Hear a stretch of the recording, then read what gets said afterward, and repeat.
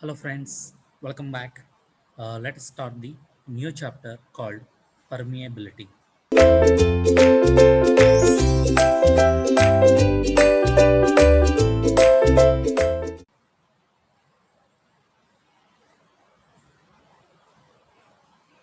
So, what is meant by permeability?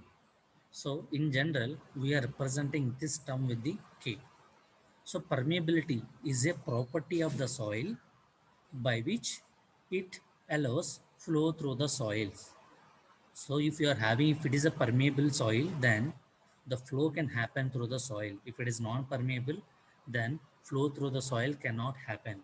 So the best example I can say it is a rock. If you are taking a rock, the rock will not allow any flow through it. So that's why the rock comes under a non-permeable material. Suppose the other soils, if you are taking like a gravel, sand, even in silt, clay, everybody or all those types are permeable soils, but every soil will exist with the different permeability depending upon their structures. Okay, so each type of soil is having the different permeability values. So depending upon that, the flow can happen. And another point is that if you are taking any natural condition, how can you identify that the flow is happening? So the flow through soils can happen when there is a difference in the heads, difference in the total head. So if there is no difference in the total head, then flow will not happen. So flow can happen, flow occurs only when there is difference in the there is difference in the total head between the points.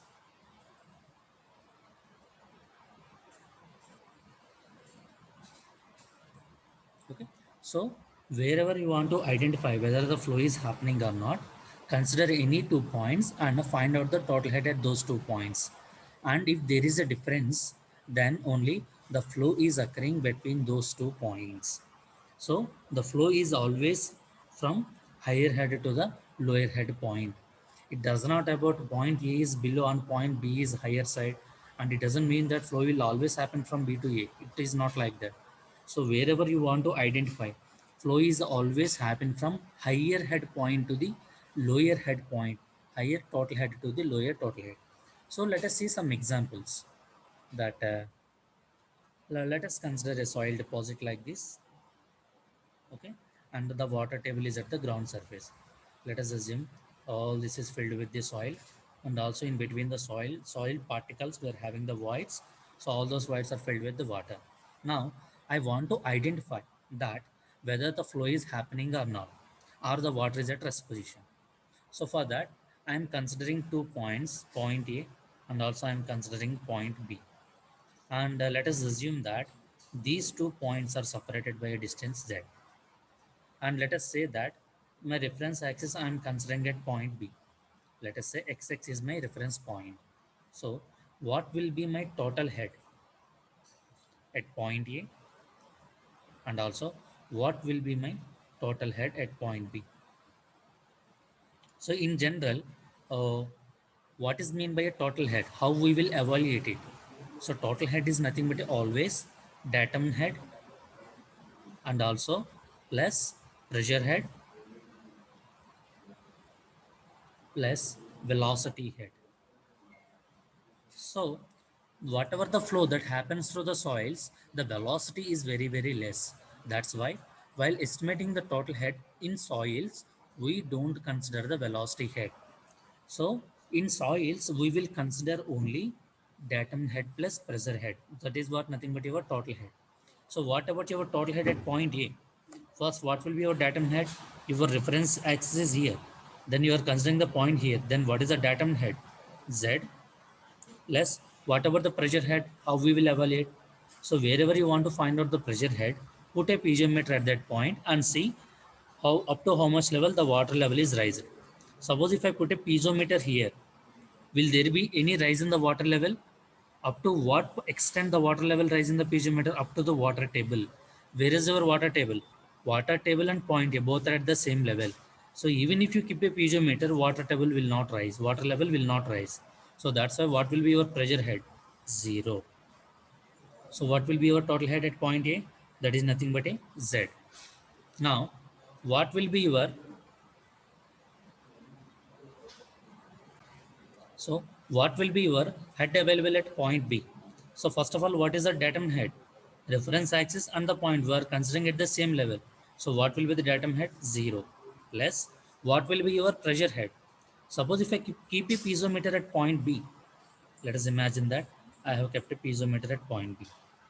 Up to how much level the water will rise in the piezometer? Up to the water table. Where is your water table? At this point. So the water will rise up to this point. So what is the level rise in the piezometer? That is nothing but a Z. So what will be the pressure head at point B? That is nothing but a Z. So what will be the total head if we add these two values? Z. So the head available at point A is also same as the head available at point B.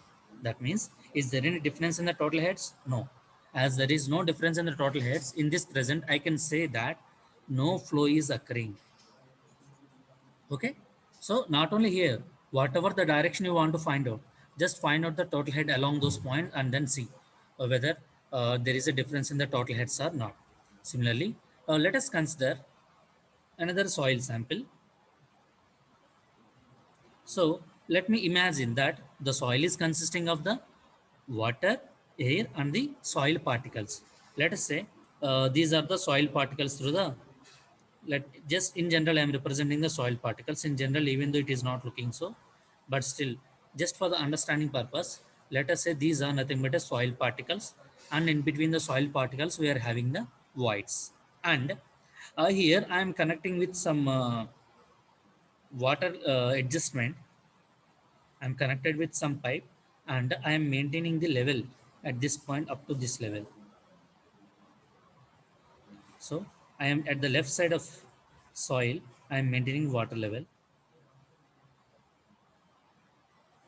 and on the right side, my water level is maintaining up to like this.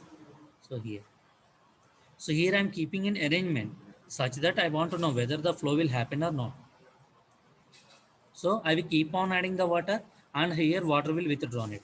So first of all, we have to understand, right, whether the flow is happening or not. When the flow will happen, whenever there is a difference in the total heads.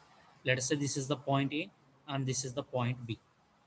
And let us assume that this is your reference axis.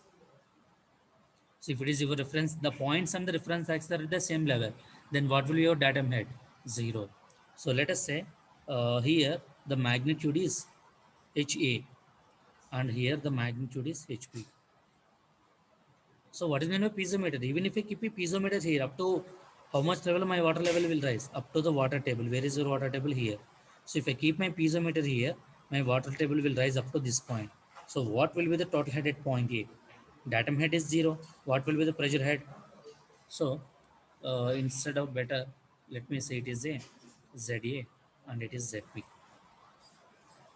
So what will be my total head at point A? That is nothing but a ZA. It is nothing but a pressure head. What will be my head available at point B? If I keep my piezometer here, that means it is looking like a piezometer. So up to how much level my water level will rise in the piezometer? Up to the ZB. So what will be my total head? Z. And by seeing this, we can say that ZA is greater than the ZB. That implies we can say my total head available at point A is greater than the my head available at point B. So here we can say that there is a difference in the levels. That means there is a difference in the total heads. That's why in this case flow will occur. And the next question is, what is the direction of the flow? Whether the flow is happening from left to right or it is happening from right to left. See the levels. At which point you are having the higher head? At point A you are having the higher head compared to the B. So as the at point A you are having the higher head, that means the flow will happen from the A to B. And the next point is, what is the head loss occurred? That means as the soil is flowing through from point A to the point B, that means what is the head that is lost here? We can say the head at point A is ZA, the head at point B is ZB. That means in between these 2 points, your head is gradually decreasing. As your head is decreasing, I will call it as a head loss, HF. HF, I can call it as a difference between the total heads. What is the difference? HA minus HB. What does mean by HA minus HB? That is nothing but we can say it as a difference in the water level, difference in water table. That means wherever you want to find out the head loss, what is the head loss? What is meant by head loss? That means how much the head is decreased. So that is one nothing but a head loss. So what is the head loss that is occurred? Whatever may be the reference point, you will always say that difference between the water tables, that is nothing but your head loss. So at point A, as the flow is started, there is no loss in the head.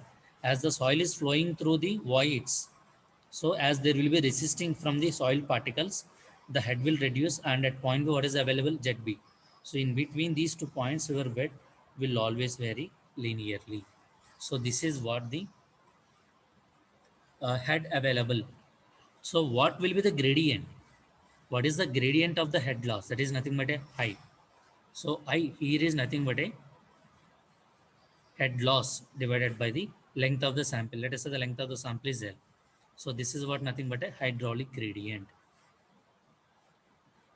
So here I will call my I is nothing but a hydraulic gradient. So how will you find out? It is nothing but a head lost between the 2 points divided by length of the soil sample. Okay. And in the next lecture, we will discuss about the Darcy's law. Thank you.